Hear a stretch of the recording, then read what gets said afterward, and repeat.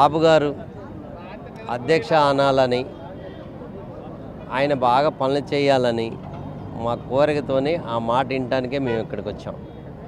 పోయినసారి ఎలా పనులు చేసిండో ఆంధ్రప్రదేశ్ ఎక్కడ ప్రజలు పోయినసారి వెనకబెట్టారో 20 సంవత్సరాలు వెనక్కిపోయింది. అదే బాబు గారు వచ్చి ఉంటే ఈ పాటికి అమరావతి కానీ, రాజధాని కానీ, నిధులు కానీ అన్ని రకాల సమకూర్చి దేశాలు తిరిగి ఆయన పనసు పట్టకొచ్చి మనకి మీ ఆంధ్రప్రదేశ్కి బ్రహ్మాండంగా చేసే అతన్ని మీరు ఓడించుకున్నారు. ఇప్పుడైనా అతను బ్రహ్మాండంగా పనిచేస్తాడని మేము నమ్ముతున్నాం. దాంట్లో ఎటువంటి డోకా లేదు. మాకు ఈ చంద్రబాబు నాయుడు అఖండ విజయం చాలా సంతోషకరంగా ఉంది.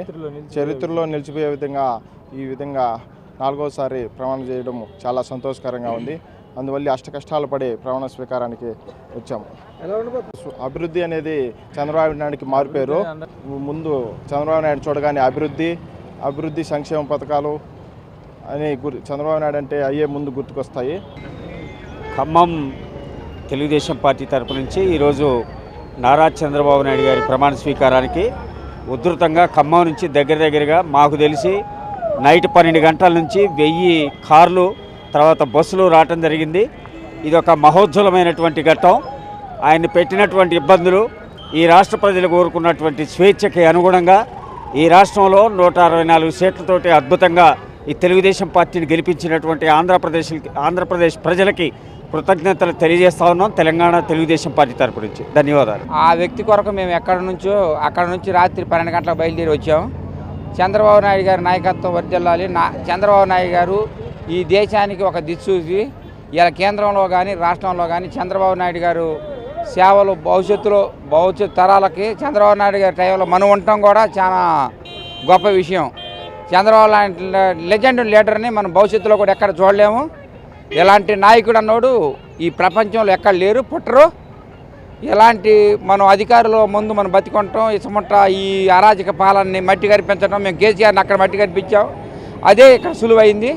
పర్ఫెక్ట్గా పనిచేస్తారని బాబు గారు మేము ఆశిస్తున్నాం. బాగా చేస్తాడని, మాకు డెవలప్మెంట్ చేస్తాడని కూడా మేము 3 రోజుల నుండి ప్రయాణం అయ్యి అంతా మొత్తం ఒక 80-70 మంది ఇంత మామలపల్లి నుండి ఎలవారి వచ్చినాం. వీటికి మా దళిద్దరం వీటికి తెగిపోయింది. వీటికి చాలా దళితులను చుట్టుకొని మాకు 5 ఏళ్ళ నుండి చాలా నరకం అనిపించినాము. రైతులు కానీ ఎవరే కానీ ఏందే కానీ పుట్టుకెత్తులు లేకోకుండా చేసినాడు.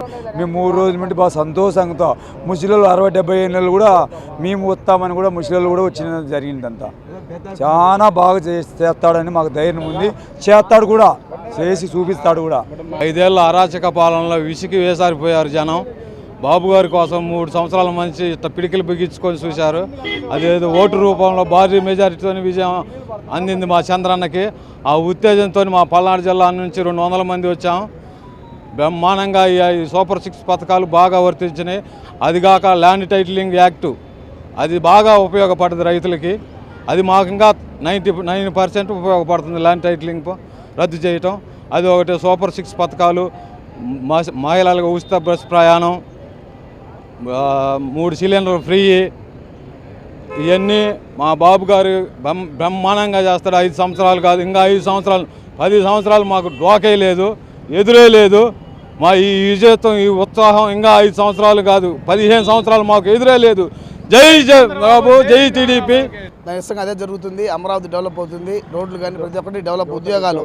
బాబు రావాలంటే జాబు రావాలంటే బాబు రావాలి అన్నట్లు చంద్రబాబు నాయుడు గారు రాగానే మనకు జాబ్స్ వస్తాయని కోరుకుంటున్నాము. అదేవిధంగా కేంద్రంలో మన మద్దతు కావాల్సి వచ్చింది కాబట్టి మన రాష్ట్రానికి ముఖ్యమైనటువంటి నిధులు చంద్రబాబు నాయుడు గారు తీసుకొస్తారని మరి ఆశిస్తున్నాం. For more videos like this, subscribe Big TV channel.